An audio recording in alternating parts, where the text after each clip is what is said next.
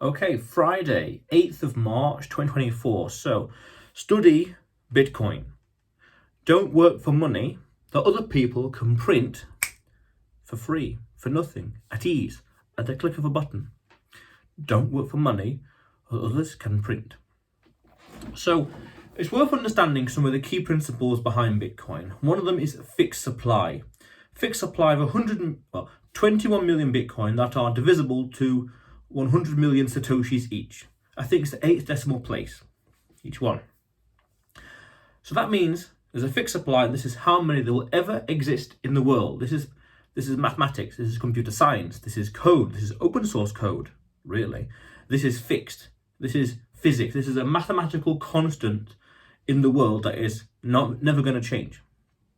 So that means that only because there's a fixed supply, to get more, we'll either have to mine it, earn it through trade in some fashion, buying and selling goods and services, or taking our money, pounds and US dollars, and buying Bitcoin with it. Now, the problem with earning money in the traditional sense, the conventional sense, pounds and dollars and whatever else, is that through fractional reserve lending, the bank, through bonds, or quantitative easing, quantitative tightening, perhaps. I'm not sure, but definitely QE, quantitative easing. People can print money like that. So it takes you, say, 1 hour to earn X amount of money and 10 hours to earn X amount of money. And then you take that money and buy Bitcoin with it.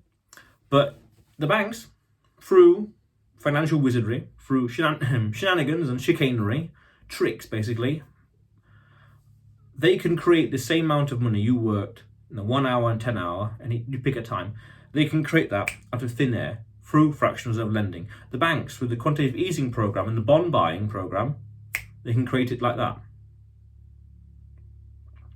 So that means that people, you, businesses, anyone who is not close to the money printer, who is not close to, this is what's called the Cantillon effect, which is the close to the money printer and the spigot, so to speak, the people have the short end of the stick. They have to work hard to earn that money so that people can print for free. So what does that mean? It means that the correlation between value and time has become very distorted. Savings have been completely obliterated. The reason for it, the incentive for it has been obliterated, because this is an inflationary system by default or by design. That's another conversation.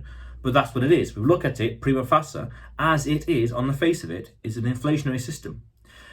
Imagine you have two buckets, metal buckets, whatever. And one bucket has got holes in it, but you might not be aware, or they're very small holes or whatever. So you take your time, you earn, say, a glass of water, and that's, an hourly wage, and you put that in there, 1 hour, 2 hours, 3 hours, whatever, and the bucket fills up with water. That's your savings. That's your currency you're holding your time in. Your time, your energy, your raw atoms, your raw joules, the kilojoules of energy, raw calories of energy. You spent earn this money, you put it in here, and all that water you've got in there slowly leaks out, slowly drips away. It's a leaky bucket.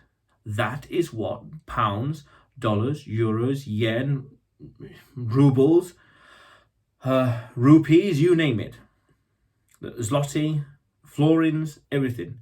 That's that. You're holding your time, quite literally your time, when you look at it, your energy through your work, which is your time, absolute scarce resource in life, in this leaky bucket, in this water that's flowing away, that's being lost over time. And the way to combat that is to get more water, to work faster and faster. That's called, I think it's called Red Queen syndrome, or Red Queen something or other. Where in Alice in Wonderland, there's a concept of the Queen was running faster and faster, but just to stay in the same place. So you have to earn more and more money just to maintain the same level of standard of living, same level of income, the same level of savings, just to maintain it, the same level of purchasing power, because it's naturally naturally leaking and dripping away. But this other bucket, Bitcoin, again, the same idea. You pour your time and energy into it, the water, the money into it, and this bucket gets more and more full over time.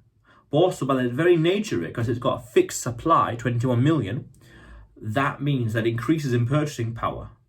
increases in purchasing power because the whole world, whole financial system, everything has to fit into this bucket of 21 million Bitcoin, meaning there's no fixed supply. I mean, there is a fixed supply. Everything else has got unlimited amount. The unlimited amount of pounds, unlimited amount of dollars and euros, but 21 million. So that means then that the price of one Bitcoin can be astronomically high because all this has to fit into there. So you put all your money into the bucket, your savings, okay, and it doesn't leak. Firstly, it does not leak. There's no inflation. One Bitcoin is still one Bitcoin, no matter if it's 10-year on a 10-year chart or 5-year chart, 1 second chart, 1 year chart. It's the same. Pound and dollars, admittedly, through like the representative central banks, the UK, the Bank of England can show you an inflation chart. £10 today would have been worth £20 15 or so years ago. What does that tell you? It means that this one has got holes in, losing value, losing purchasing power, inflating away. But this one's solid. You pour your money into here, it doesn't leak. It maintains and increases in purchasing power. When in doubt, zoom out. Okay, when in doubt, zoom out. Understand that on the long-term chart, on the long-term horizon, Bitcoin is a hedge against debasement. Not just inflation, beyond that, deeper, more profound, hedge against debasement. Okay, so you put your money into this bucket and it's holding your purchasing power. Okay, very powerful. That means that 1 hour of work made a year ago, 2 years ago, anything, is held and stored in this thermodynamically sound form of money, meaning there's no entropy, or certainly there are fewer points of entropy in this. It's not melting away. Here is akin, kind of, like a melting ice cube. You have your money in this melting ice cube that's melting away, and this bucket is dripping away, but this bucket is not dripping. This bucket is maintaining or even increasing in purchasing power because there's 21 million. So that means, again, this nice little meme in the Bitcoin sphere, infinity divided by 21 million. Everything that will and has ever existed has to be divided by 21 million. 21 million Bitcoin underneath, as a denominator to the whole world, everything, houses, cars, books, people, clothes, shirts, computers, films, devices, electronics, everything, you name it.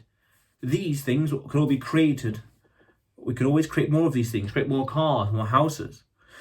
And the limit is unknown. Same with the pounds and dollars and euros and yen. The limit is unknown. But we do know, as a mathematical constant, 21 million.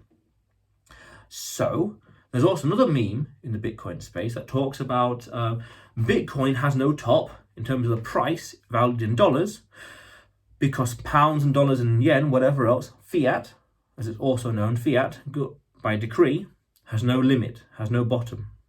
Meaning there will be no limit to how many pounds and dollars can be printed in the world or created for fractional reserve lending. And all that excess money that's just growing and growing and growing has to fit into this tiny little bucket of 21 million. Okay, powerful stuff. So the idea then, the principle is, why work for this money that can be printed and it melts away through inflation automatically? Why work for that?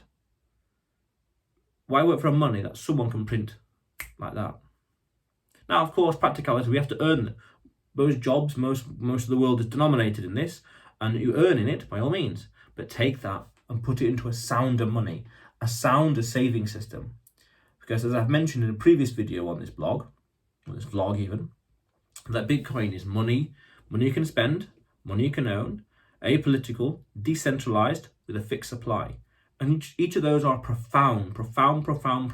It's a decentralized store of value.